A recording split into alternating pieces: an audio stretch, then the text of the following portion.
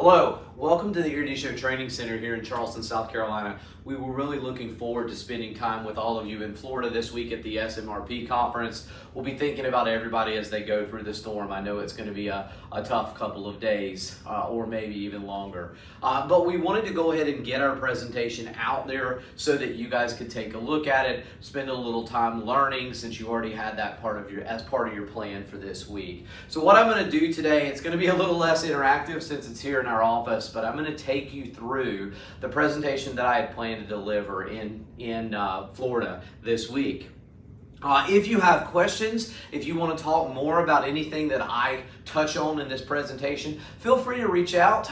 We can definitely set up a time and talk more one-on-one like we would at a conference. So I want to put that out there. Again, thanks to SMRP for making what I believe is definitely the right choice in postponing the conference this year from a safety perspective. But by the same token, we do want to get a little education out there for everyone. So I'm going to get started here. And take you through the presentation. My presentation was set to be done on marketing reliability, and it's a real struggle. It's an area where a lot of folks need help because it's not natural. If you think about a lot of us engineers, and I'm one of them, if you think about us, we don't necessarily market our successes. We don't sell our results. In fact, some of us don't even want to really carry on much of a conversation at all. So what we want to do in this presentation is talk a little bit about some of the things you can do to market and sell your reliability, maintenance, or asset management implementation.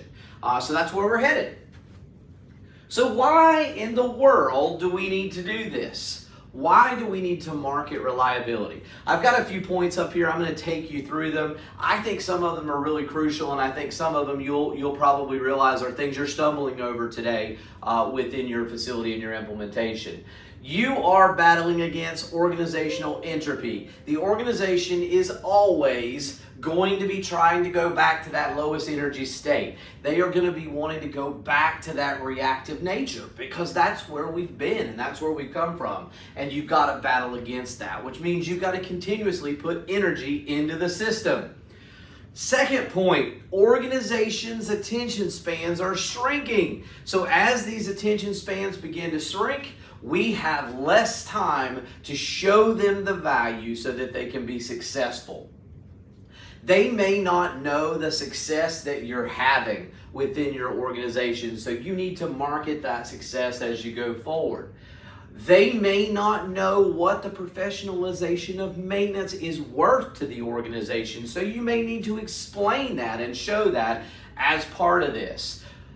Hey, they may not know how bad it really is in your facility from a maintenance or reliability standpoint. Maybe your metrics are the same metrics you've been using for years, and you find yourself in a situation where it's just the same thing over and over. It's the same metrics. It's not telling the story anymore. It's not telling where you have issues and concerns. So it very well may mean that we need to show them what condition we're in today in order to find where we want to go in order to increase the performance of the facility long term. The next thing that I want to talk about here is they may not know their role in the process. They may not understand where they fit in the improvements that you're trying to make. And we'll try to address that in a couple of the slides as well. They may be looking for fairy dust and silver bullets. This is another area that we struggle with. You know, folks think that you can cherry pick your way to reliability, or if I do a little bit of my favorite things, all of a sudden that's going to fix everything else. And it's just not the case. These pieces fit together and they drive a whole process. You can't just go and do one piece here and there and expect to see real wholesale change. So we've got to market the fact that we need to do it all as we go forward.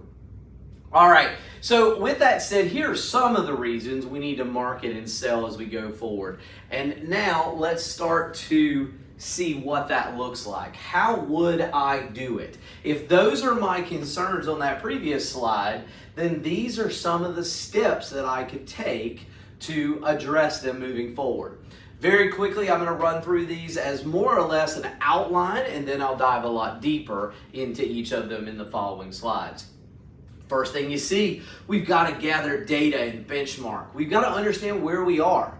If I just drop you in the middle of the desert and I don't tell you which way north, south, east, or west is, it would be very hard for you to find your way to the target destination. So the first step here is to find out where are we. And once we know where we are, then we can start to figure out where we want to go. And I'll talk more about that later. Quantify the benefits. What is it worth to the organization to make this improvement? You need a compelling presentation, and I'll talk a little bit about that, somehow to communicate what you want, what you need, where you're going, and why, and we'll dive a little deeper into that next. You need to leverage success stories and case studies. We've got a whole set of examples of case studies that I'll talk about a little later from our students over the years, but you may also have some from some of your facilities as well, or maybe areas within your facility. You want to leverage those so that people can see that it is working within the organization. Now, the next one you see up there is engage the stakeholders through workshops and seminars. This is another area where I believe we can do better. We can up-educate our leaders in the organization, show them what good looks like, show them how they can support this as they move forward, and I'll show you some examples of that in a second. You can use pilot projects. Now, I said a few minutes ago, you can't cherry pick your way, and you can't. But you can start in a small area and grow it. So instead of just doing one or two of the elements of reliability, I'm going to do all the elements of reliability, or most of the elements, and I'm going to do them in one small area until we can see the results. And I'll talk more about that as we go forward. The very next one says communicate regularly and transparently. Communication is a struggle in every organization that I go to. In fact, I have never been to an organization that looked at me and said, we communicate too much around here. It's always either not the right communication, not the right communication at the right time, or simply just not enough communication. So we'll talk about some tools you can use there as we go a little further. The next one says employ continuous improvement language. One of the things I hear many, many times is this is a competing initiative. This is something that competes with our lean implementation, or our business system implementation, or our Six Sigma implementation. And what I think we need to understand is all those tools work in maintenance and reliability and asset management too. So if we use the language that associates with the kind of initiatives that are being rolled out within your organization, we can take that, apply it to maintenance, and be a part of their initiative while still improving maintenance and reliability. We'll talk more. The next one is highlight non-financial benefits. This is another area that I think we struggle with a lot, and that is, how do I make sure that I can tell the story? Tell the story of where we are and where we need to go. How do I put that in something more than metrics and numbers? Something more than charts and graphs. And we'll go a little deeper here in just a touch. The next one, and this is absolutely critical, is you've got to have your influential advocates. You've got to have the folks that you're going to get on board early that are going to drive the change. But that means we've got to market and sell to them, and then we're going to help them market and sell to the organization. The last thing, and I've said it already once, I will say it one more time, and that is you have to tell the story to the organization. That's the biggest part of what marketing and then sales really does. So with that said, let's dive into some of these with a little more detail. Now, what you see up on the screen now is the benchmarking section. And you've got lots of options for benchmarking. There are books that provide a lot of information around what best practice looks like, what you should expect for certain metrics. In fact, even SMRP has a lot of those standards built into their metrics compendium. So you've got that out there that can begin to paint the picture of where you are today. The next thing that you may be able to do is benchmark with some of your sister plants or other facilities. I will suggest it is always really good to compare yourself outside of your little area, your little world. So if you're used to benchmarking with your sister plants, then maybe it's time to go out and benchmark somewhere else. The last way that you can benchmark, of course, is to talk to folks like Eruditio. You can talk to us. We can come in. We can assess where you are. We can identify where you're doing great work, but we can also identify where you're going to have gaps moving forward. Now with us, we're going to then build a plan to help you close that gap, and we'll even help you close that gap if you need it going forward. But the idea here is, where am I today and where do I want to be in 12, 18, 24, 36 months going forward? So, benchmarking is critical. It's that idea of finding your place so that then you can plot that trip to where you want to go. Now, you definitely want to quantify your benefits, and this is what we refer to as business case calculating. Understanding the value of reliability for your organization.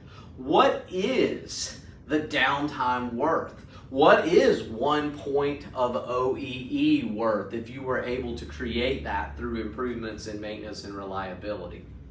Those are some of the things that we would go through to help you be able to justify the savings that you can generate as you begin to implement reliability. Because you're going to have some folks in your organization that the only way you can sell and market to those folks is to show them the money. All right? So we want to make sure that as best we can, we want to generate the numbers, be able to stand behind the numbers, be able to believe the numbers, and be able to then communicate those numbers going forward.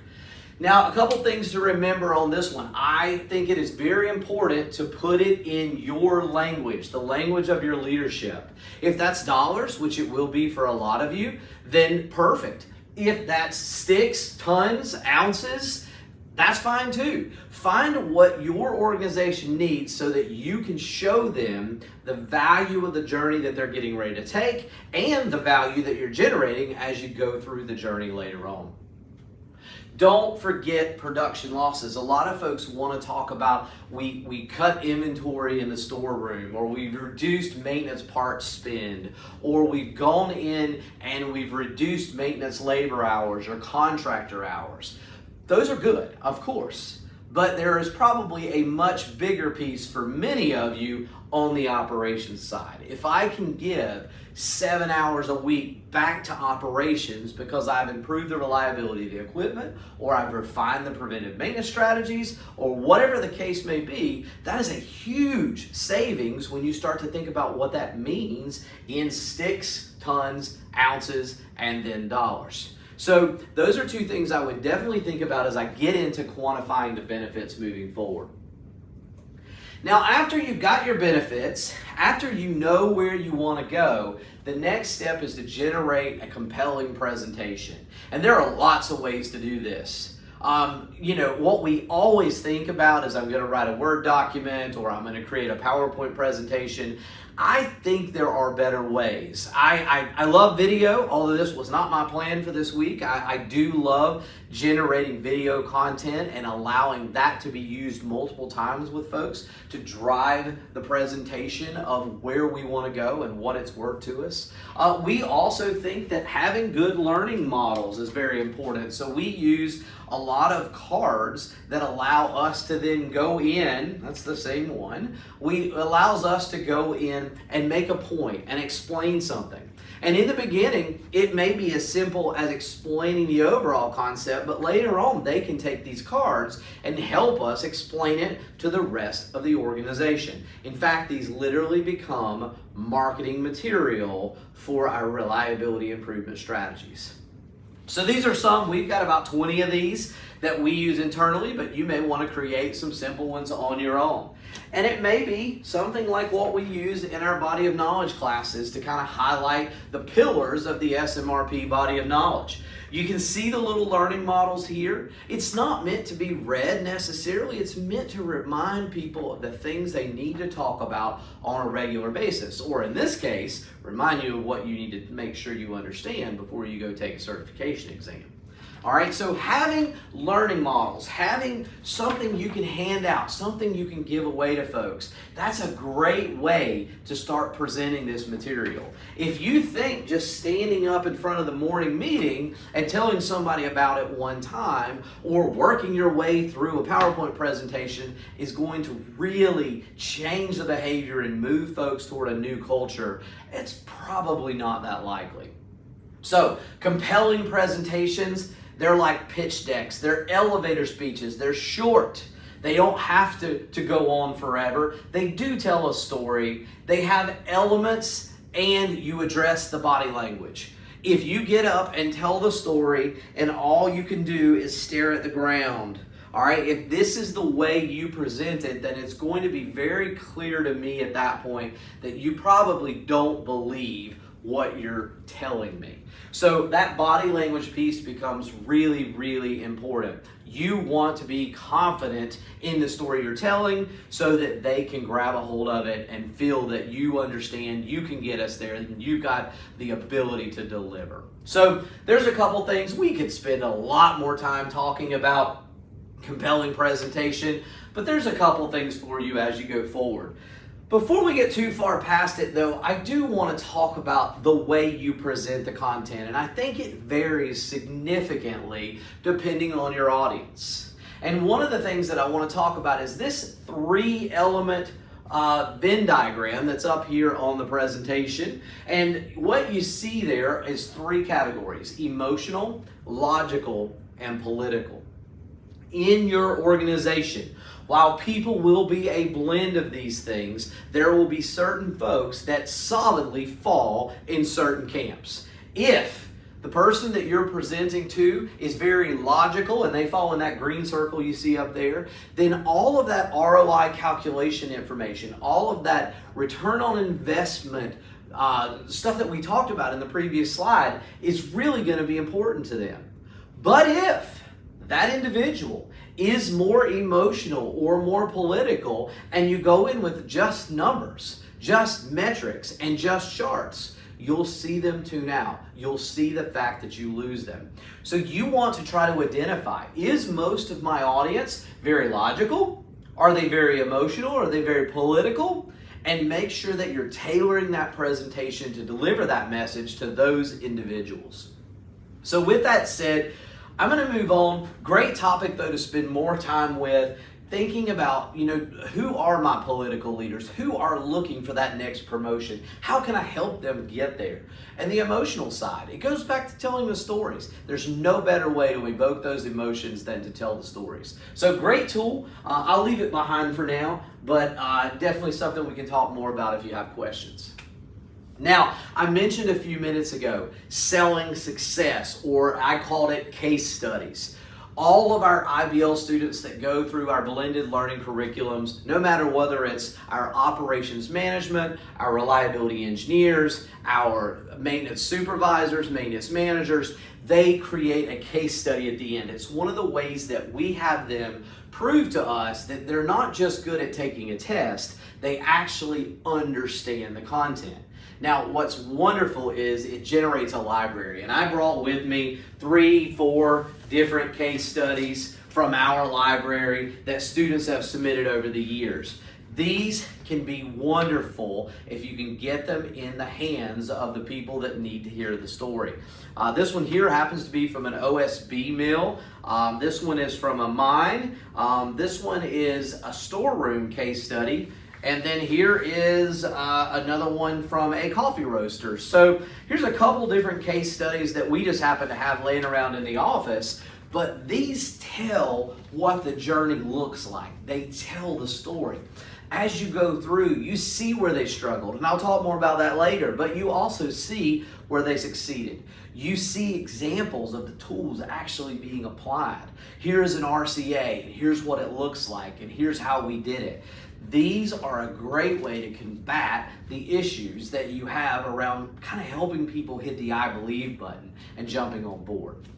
So if you don't have case studies from within your organization, which some of you may, but if you don't have those, let us know. We're more than happy to share them. What we'll do is we scrub them and clean them up so that you can see the intent, but maybe not the actual data or some of the things that are proprietary going forward. So with that said, feel free to reach out to us. We'll be more than happy to share some of those with you. And you can even see a little bit on the screen here from real case studies. Don't forget the power of video. Don't forget the power of video. It's great to leave that piece of paper there on somebody's desk. It may get lost in the shuffle and end up in the square file on the floor. So what you want to do a lot of times is look at other medias. What other ways can I convey this same message? One of those is video. And anymore, cell phones, I threw mine in the other room so that it wouldn't ring while we were going. But cell phones are powerful video editing tools. You don't have to spend a lot of time and energy to create something where you can show somebody what you want to see happen as you move forward with reliability. All right, let's move on, because next I want to talk about engaging the stakeholders and getting them involved. And there's a couple ways to do this. I love to show the pizza party philosophy, the idea of I'm going to provide pizza and you're going to listen to me for an hour while you eat it. All right, that can be a great way to start to convey some of the concepts that you're trying to get out to the larger organization. We, in the past, have done everything from lunch and learns. And I know a lot of vendors, both in the reliability and maintenance space, but in other organizations as well, will do lunch and learns for you. We've done half-day leadership boot camps. We've done webinars. All of these are options, but it's that idea of continuously educating your organization so that they can be more successful as you go forward. Now, some of the topics we might cover with them are some of the things that you see up on the board now.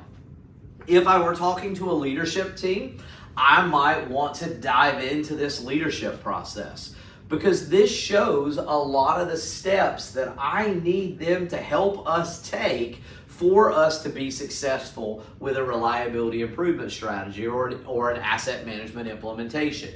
It's things like knowing what is the vision and mission, where are we going, when do we expect to get there, and how's it going to affect me? That's that first box that you see up there. Having an A3 charter, or a way to convey in a very quick snapshot all the facets of implementation, is critical. So that's step 2. Step 3, the organization needs a clear project plan, or as we call it, a master plan. It's breaking down what we're going to do into the tasks and steps that are going to have to be completed in order to be successful. This is critical. I could spend a lot more time just talking about how important the master plan is and managing that master plan, but we'll leave that for another day. Guiding principles paint the picture of what the new world looks like. They help all of the organization understand what we mean when we say reliability improvement or asset management excellence. Those phrases don't mean a lot to most folks in the organization, but if I have a guiding principle that says something like no ticky, no worky, that's going to explain that, hey, if you don't put a work order in the CMMS, we aren't going to do the work. That is the guiding principle. That is where we want to be long term. So leaving guiding principles behind, one of the next things after you have a clear definition of what this thing is and how you're going to communicate it to the organization, we need to understand what might go wrong. Where are the issues that they will likely face as we implement, and how can we be proactive in identifying those risks and prioritizing those risks so that we're not trying to go after every risk. We can't plan for every contingency. What we want to do is list as many of these as possible, get them out there, prioritize them using something like risk priority number from an FMEA, and that allows us to know, okay, these are our highest risk to the implementation going forward. Now, something else I like to think about, and a lot of people don't talk about it. When I finish that risk analysis, my next step is to figure out the time frame, because some risks are going to rear their ugly heads early. Others, It may not be for 6 or 9 months. And I'll give you an example. If you think turnover in the organization is going to be more long-term, it's still a risk, and it's a very big risk, but I know that I don't have to address it necessarily right out of the gate.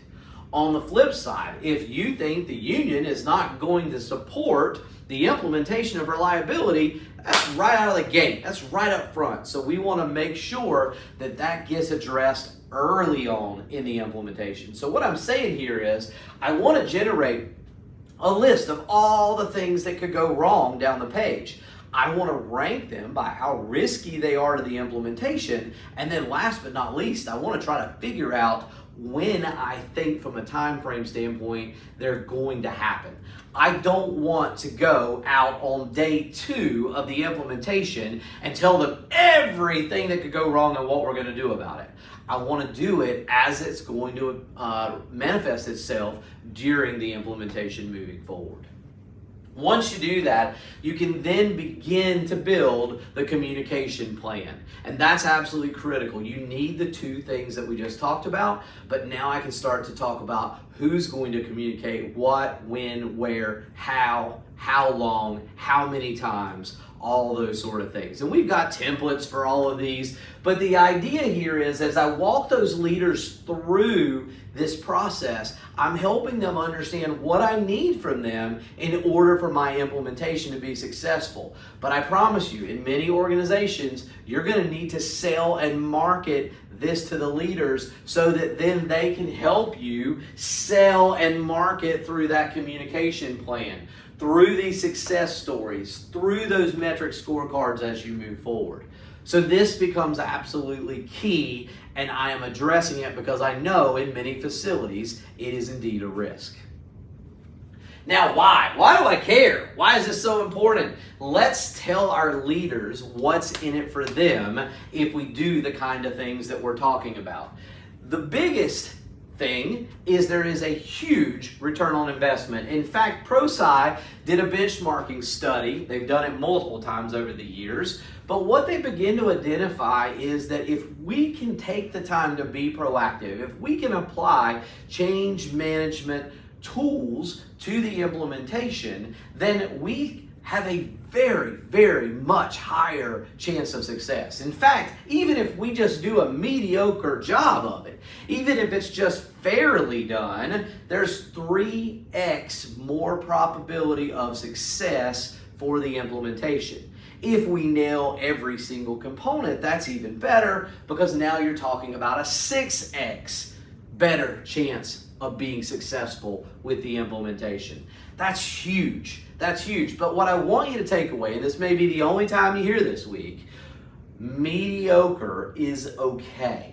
So think about that. If I can just be mediocre, I'm still having 3 times the chances of being successful. So this little section here, along with the slide that follows, is really some of that information that I would market to my leadership team. I would help them understand so that they could then in turn market and sell the things that I need. Here are the 11 steps for leading change. It's an adaptation of the Cotter model. This is again what we need them to understand and what we want them to do from a sales and marketing standpoint moving forward. Now, leaving that leadership team behind, let's talk about your actual implementation for a few minutes. You are going to have to sell it even after you start. So even after you get out there in the area, you're going to have to show people where it's giving you benefits, where it's generating a return on investment. What I know from my experience is that organizations that try to implement everything across the whole facility or the whole network tend to fail. Organizations that implement pieces across whole networks or whole large facilities tend to go very slow with their implementation. And remember, we're battling against the attention span that our organization has. And so that's not a good thing. The third way is this piloted implementation process. And where you are implementing in a pilot area, you're able to show that success, and that success then builds and allows you to then bring others into the fold over time.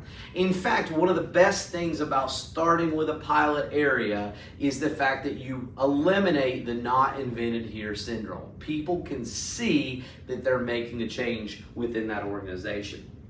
Now, a lot of folks will ask me, okay, well then where do I start? What is my pilot area? And the general assumption by a lot of folks is that you go to the area where you need it the most. In fact, I would say 9 out of 10 leadership teams that I work with, that's exactly what they think. What I'm going to tell you today is that is likely not the best scenario. Because if you go to the area that needs it the most, it may very well be that that area has other problems above and beyond reliability, maintenance, planning and scheduling, root cause analysis, and materials management. There very well may be leadership issues in that area. And here's the real catch. You have to be successful in the pilot area. You don't have a choice. You have to be. Because if you're not successful in the first area you implement, there won't be a second area. So from that perspective, we've got to make sure that we can be successful. So if you have an area that really needs reliability, but maybe doesn't have the most mature leadership or doesn't have a leadership that's on board, then that's not your pilot area. Let's find that area where they're excited about it, where they want to be a part of it, where they're going to drive it to be successful. Because the first area you do it in, there's going to be bumps along the road. And you've got to have someone that's not going to take those bumps and shake them in front of everyone's face and try to convince them this was a horrible idea. So keep that in mind. Pilot area selection is important. You should have a pilot area, and it may not be the area that needs it the most as you go forward. Now, how do we do that? A lot of times we will use what we call our light bulb model or our light bulb implementation model. And what you can see is we'll have focus teams, and traditionally you'll have more focus teams when you need to move faster. You'll have less focus teams when you're smaller or you maybe don't need to move quite as fast with your implementation for whatever reason. And there are reasons for both. I've seen it over the years many times. But if I want to go fast, I'm going to have multiple focus teams. And the example that I put up here, I've got 4 of them. One focus team working on work control, how we do work and use the CMMS or the EAM. One that is working specifically on planning and scheduling. One that is focused on things around reliability engineering, PM optimization, predictive maintenance, criticality potentially, even root cause analysis. All of those things are falling into that group. And then the last group down here is materials management. How do we manage the parts in our organization? How do we make sure we have the right parts? How do we make sure that the parts we have aren't full of defects? So those are the kind of things that they're going to address. But what you'll notice is they're all coming together in a pilot area and implementing the processes there. Now what you'll also notice, there is a leadership team. And our team leaders, we call them IBLs, but our team leaders are going up to that leadership team on a regular basis to drive them forward. Now, once that pilot area is implemented, it needs to be what I'll say sustainable. It needs to be reliability, or whatever you're implementing, needs to be the way of doing business in that area going forward. Because we want to take our focus team members that were surrounding that pilot area and now start bringing them down into the second and third area, which we may do in parallel. And then the fourth and the fifth and the sixth area as we spread it out across the rest of the organization. So this model works really well for us. If you've got questions about it or you want to learn a little bit more about implementation strategies, the pitfalls and those sort of things, feel free to reach out to us and we'll tell you about some of the stories from my 20 years of experience and our team's hundreds of years of experience. I mentioned earlier, everyone says we don't communicate enough. So you're really going to want to figure out your communication strategy. And you saw that in the leadership diagram that I mentioned earlier. It's absolutely critical. So I'm going to take you through a quick look at some of the tools that we would use to help make communication easier and more effective moving forward. The first one I would show you is a communication plan or a communication strategy. This could be part of your project plan, but it also very well could be a separate document like the one you see on the screen. Now, this is from a real facility. I've taken a lot of the content out, but the format is a communication strategy. They've gone through, they've identified their risk, they've ranked those risks, and then they've decided when those risks are going to hit. They've now brought those risks down to the communication plan. They're listing their message, who that message is going to be delivered to, who's going to deliver it, or who's going to develop it, who's going to deliver it, and the medias that they're going to use to get it out there as they go forward. I love this format because it reminds us that it's not an email, it's not a fire and forget. Sometimes it needs to be two-way communication. Sometimes it's okay to just push one way. But there are different methods out there for us that will give us different results as we go forward. You'll also see cadence, dates, locations of documents, and then I like to have that column out there on the end to know that these things are being done and what needs to happen as a next step for each of these lines. So this is a traditional communication plan. If you don't have one of these, absolutely critical. It makes it so much easier as you begin to implement because, like I said, everyone thinks that we don't communicate enough, even when we think we are probably over-communicating. Now, one of the things I mentioned in the overview at the top of the presentation today was this idea of continuous improvement language. Don't turn maintenance and reliability and asset management into a competitive initiative if you don't have to. Let's take the time to make it fit. Over the years, I've seen organizations, one in particular comes to mind in the metals industry, where they truly tied together their lean initiative, their business system initiative with reliability, and they used the tools together. No one worried about whether this came from Six Sigma or lean or whether this came from reliability improvement. Those are the kind of things you want to do because then you can start to work with what they're doing while improving maintenance and reliability.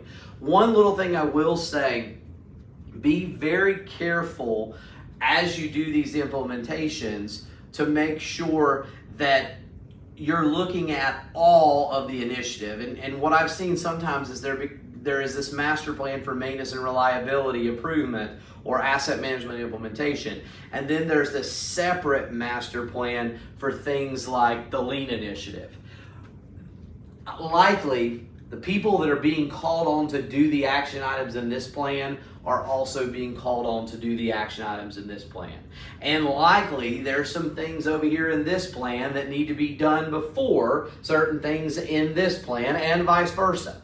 So if you've got a major improvement initiative and you've got the ability to push maintenance into that plan and build it into it, then you'll be able to prioritize what needs to be done when to support both initiatives long term. All right, let's leave that behind and talk a little bit about highlighting the non-financial benefits. Now, I talked about our logical folks earlier that need to know the numbers and the metrics and the calculations. But I want you to think about the quotes that you're hearing, what you're seeing out in the shop floor. If you're hearing a maintenance guy that just 3 months ago said, I don't need a kit for this job, I can go to the storeroom and get it myself. And if you're hearing him 3 months later saying, where's my kit for this job? Those are the kind of things you want to capture. You want to take those back to the leadership. You want to take them to the larger organization. You want to convey that we're having success, little micro cases of success here, and here's what it sounds like. Here's what it looks like. If you walk out in an area and suddenly 5S is being used in the shop, not just on the shop floor, you know, that's a success. Let's capture that. Let's brag about it. Let's put those people up where people can see that they're doing the right things. We are driving the right behaviors by focusing on what they're doing. So quotes become very important. I have had tons of funny quotes over the years from various folks as they go through the implementation of reliability within their facility. Capture those. When you hear them, make a note in your head to write them down and use them when you tell the story, as we talked about earlier in the presentation. I'm going to bring those quotes in. I love looking at these case studies that I showed you a few minutes ago and seeing where they quote a maintenance technician, or they quote a planner scheduler, or they quote an operations leader. That's awesome, because that's pulling all of that in to show not just the metrics, not just the dollars and cents, but also the real life stories of how it's making people's lives better moving forward. So capture those things and use them. And I know it's hard, and I know a lot of people forget to do it, but I promise you, if you can put those in newsletters, you can put them in all of your different communications medias, it makes all the difference in the world. Now, as you go through the journey, it is not going to be perfectly linear. It's not going to be all sunshine and rainbows. You're going to have setbacks. You're going to have issues as you go through. And again, this is part of why we do the risk plan. By going back to that risk plan we talked about earlier, we are identifying that there is going to be a valley coming up, and we're letting the organization know so that no one's surprised. And that's something to really think about. Have you looked for your valleys of disappointment? Have you identified what's going to cause them, and do you know what you need to do to mitigate them as much as possible? Now, last point before we leave today, I mentioned influential advocates, or building or connecting with the organization and getting people that you know you have to have on board involved in the implementation. One of the greatest models for that by far is the ADKAR model by Jeffrey Hyatt. If you're not familiar with it, it starts out with an acronym that says awareness, desire, knowledge, ability, and reinforcement.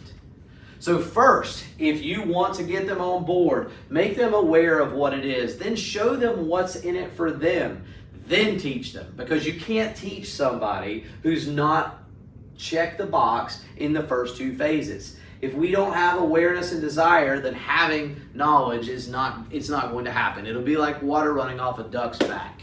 So we want to make sure that we check these two boxes and then impart knowledge.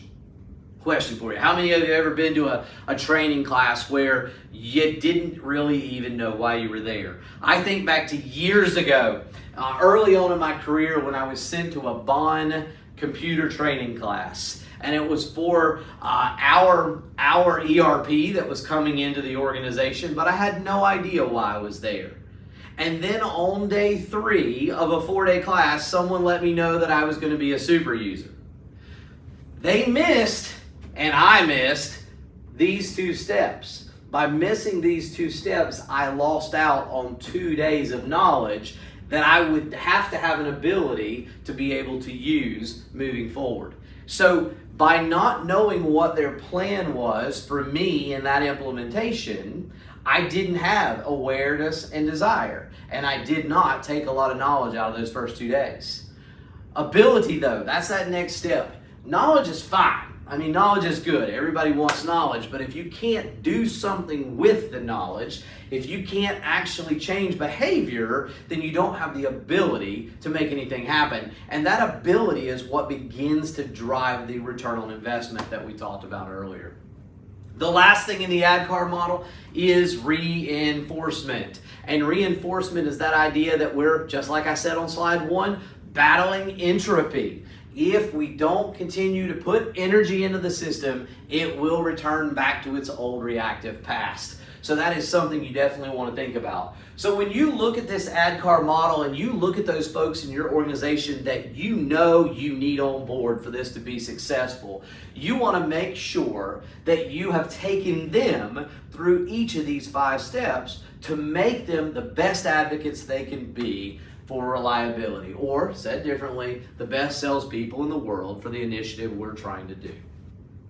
So with that said, let's kind of wrap it up. I've got my sleazy salesman here. He's ready to sell us something. But these are some of the big points that I think you want to make sure you remember to do regularly so that your initiative continues to have the energy to function. I'll hit it real quick here. Gather your data.